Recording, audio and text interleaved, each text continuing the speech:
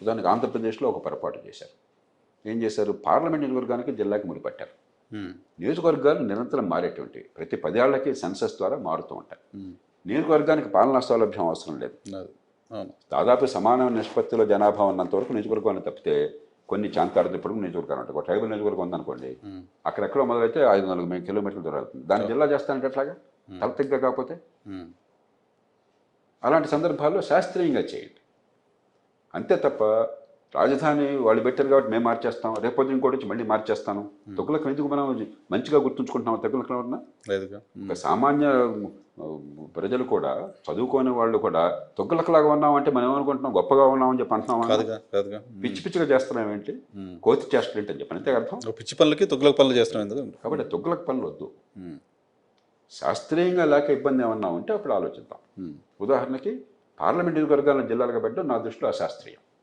అక్కడ అవసరం మేరకు మార్పులు చేయొచ్చు. ఆంధ్రప్రదేశ్ ప్రభుత్వం అలాగే తెలంగాణలో కొన్ని చోట్ల ఎక్కడన్నా అది వరకు కన్వీనియంట్గా ఉండి ఇప్పుడు లేకుండా ఉందనుకోండి, జిల్లా కేంద్రం 10 కిలోమీటర్ల దూరంలో ఉంటే ఇప్పుడు 100 కిలోమీటర్ల దూరం చేశారు, ఇబ్బంది పాలన చేశారు. అక్కడ పునర్వ్యవస్థకన్నా ప్రజల డిమాండ్ బట్టి చేయొచ్చు.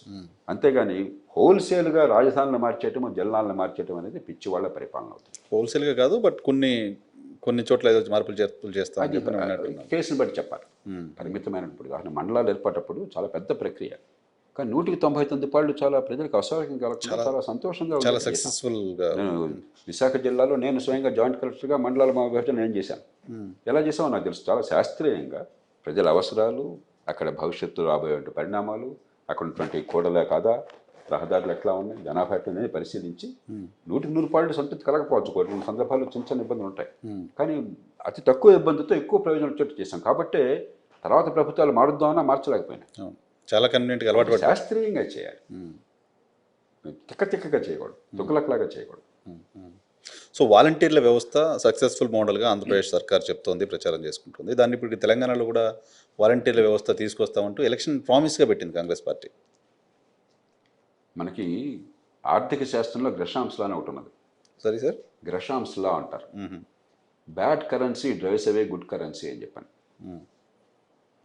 ఒక సత్తు నాణ్యం ఉందనుకోండి, చెడు నాణ్యం ఉందనుకోండి, పనికిరాని నాణ్యం, మంచి నాణ్యాల స్థానంలో చెడు నాణ్యాలు వచ్చేస్తాయి. Bad currency. అట్లాగే చెడు విధానాలు మంచి విధానాలను పారద్రోలుతాయి.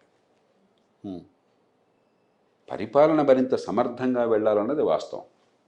ఎక్కడ వెళ్ళాలి? మీకు ల్యాండ్ సర్వేలు సరిగ్గా లేవు, గందరగోళంగా ఉంది. ల్యాండ్ రికార్డులు సరిగ్గా లేవు, గందరగోళంగా ఉన్నాయి. అక్కడ సామర్థ్యాన్ని పెంచాలి. పోలీస్ స్టేషన్కి వెళ్తే న్యాయం అవుతుందని నమ్మకం లేదు, కోర్టులకు వెళ్తే జీవితకాలంలో తీర్పు వస్తుందని నమ్మకం లేదు. అక్కడ సమర్థంగా పాలన పెంచాలి, సిబ్బందిని పెంచాలి, పద్ధతుల్ని మార్చాలి, సమర్థంగా చేయాలి. అంతేగాని ఇంటింటికి రేషన్ ఇస్తానని చెప్పని నువ్వు వాలంటీర్లు పెట్టడం ఏంటో నాకు అర్థం కాదు. సంక్షేమ పథకాలు, రేషను, వాళ్ళకి సంబంధించిన అవసరాలు ఇవన్నీ. ఇప్పుడు సంక్షేమం ఖచ్చితంగా అవసరం పరిపాలనలో. ప్రజాస్వామ్యం అందరినీ కలుపుకుపోవాలి, కష్టంలో ఉన్న వాళ్ళకి కొంతనే శ్రద్ధ తీరాలని చెప్పారు. కానీ సంక్షేమమే పరిపాలన అయితే అంతకంటే అరిష్టం మరొకటి లేదు. సంక్షేమం కూడా పరిపాలనలో భాగము. సంక్షేమము అభివృద్ధి సమపాళ్ళలో ఉండాలి, అది సరైన వాదన.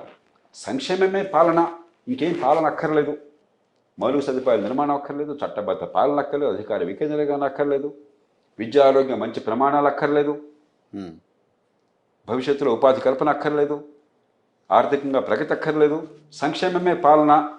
ఎవడు చెప్పాడు నీకు? ప్రభుత్వాన్ని ఎందుకు ఏర్పాటు చేసుకున్న మానవ సమాజం? ఉమ్మడి అవసరాలు తీర్చడం కోసం. సొంతంగా మన కుటుంబం చేసుకోలేని పనులు, ఉమ్మడిగా అవసరమైన పనులు ఉన్నాయి. దోమల నివారణ కావాలి, ఒక ఇంట్లో చేసుకుంటే చాలదు. అక్కడ మొత్తం డ్రైనేజ్ వ్యవస్థ బాగుపడాలి, దోమలు లేకుండా ఉండాలి, రోడ్లు బాగుండాలి. మీరు టాటా బిర్లాలైనా కూడా మీరు సొంతంగా రోడ్లు వేసుకోలేరు. రవాణా సౌకర్యం ఉండాలి, అందరికీ ఉమ్మడిగా కావాలి, పార్కులు కావాలి, మంచి ప్రమాణాల విద్య, స్కూళ్ళలో మంచి విద్య అందాలి, కేవలం స్కూల్ బిల్డింగ్లు కట్టడం కాదు, మంచి ఆరోగ్యం అందాలి. ఇవన్నీ ఉమ్మడిగా మాత్రమే చేయగలం. అందుకోసం ప్రభుత్వాన్ని పెట్టుకున్నాం. నేరం చేస్తే శిక్ష పడాలి, తగాదాలుంటే శాంతియుతంగా, న్యాయంగా, వేగంగా, ఖర్చు లేకుండా పరిష్కారం కావాలి, చట్టబద్ధ పాలన కావాలి. ఎందుకు ప్రభుత్వాన్ని ఏర్పాటు చేసుకున్నాం? అవన్నీ నాశనం చేసి పన్నుల డబ్బుల్లో సగం దుబారా చేసి తినిపారేసి, సగం కైంకర్యం చేసి, మిగతా కాస్తి పంచి పెట్టి అందరికీ బ్రహ్మాండంగా పంచిపెట్టి ఇదే పరిపాలన అని చెప్పంటే ఎందుకంటే విడ్డూరం ఏమైనా ఉందా?